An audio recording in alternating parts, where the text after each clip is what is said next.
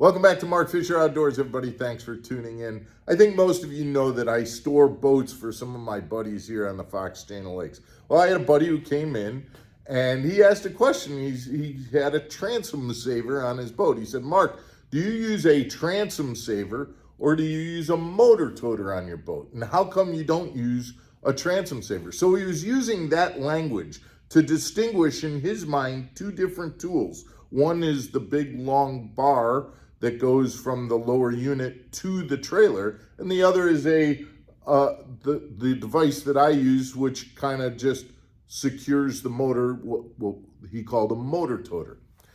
Well, that got us into quite a debate, and we finally kind of settled on an answer that I'm thinking might change your view on, is there a difference between a motor toter and a transom saver? Stick around, guys. We'll share that conversation with you when we come back.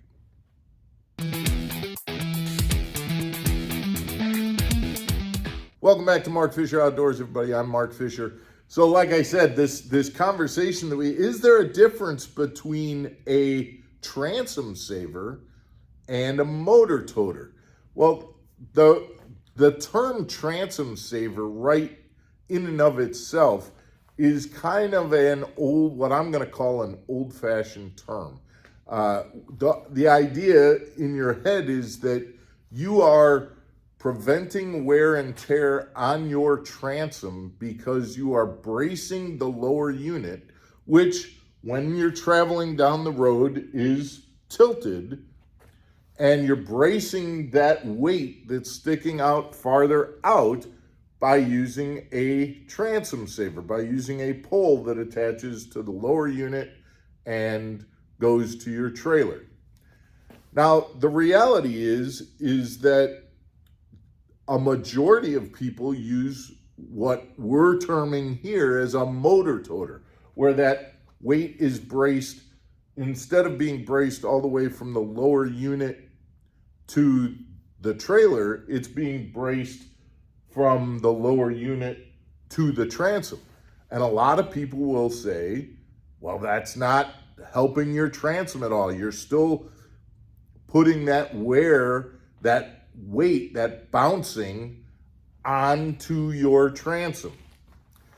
Well, guys, the reality is I don't think that that's true. And the reason that is not true is that if you're using either of those tools correctly, meaning you are taking your engine and you're lowering the weight of your engine onto either your motor toter or your transom saver, you are now getting a secure fit from the weight of this very big heavy motor to your boat.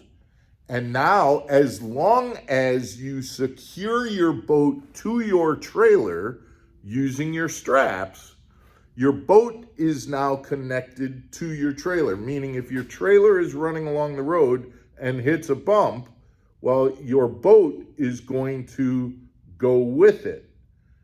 If your boat was not connected to your trailer, you would hit a bump and your boat would fly up and off. But if it was connected, they're both going to bounce around at the same speed. And so what you're actually using, because your boat is ratcheted down using straps, you're using the suspension on your trailer to cushion any bouncing around that happens.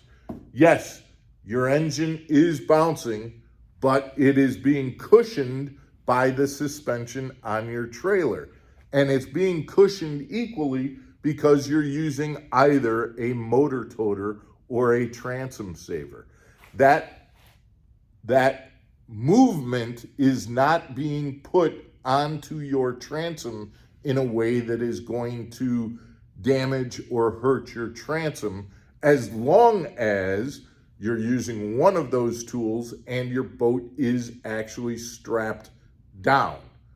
And so as long as you're strapping your boat to your trailer and then using either the quote motor toter or transom saver, you are doing the job that you need to, which is to not put excess pressure on your transom.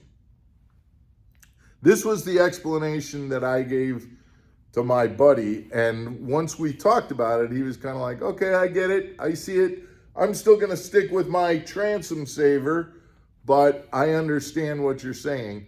I will say that we talked about this part too. It's very important to have your steering stops as well so that your motor doesn't lean off to one side or the other. But as long as you're using steering stops and a motor toter or transom saver, whichever one you want to call it, you're doing the right job. I would love to hear your opinion on this, guys, and feel free to send that in the comments. Guys, if you haven't subscribed to the channel, please hit that subscribe button. We appreciate that. We'll be here tomorrow for another episode of Mark Fisher Outdoors. Thanks for tuning in, guys. Take care.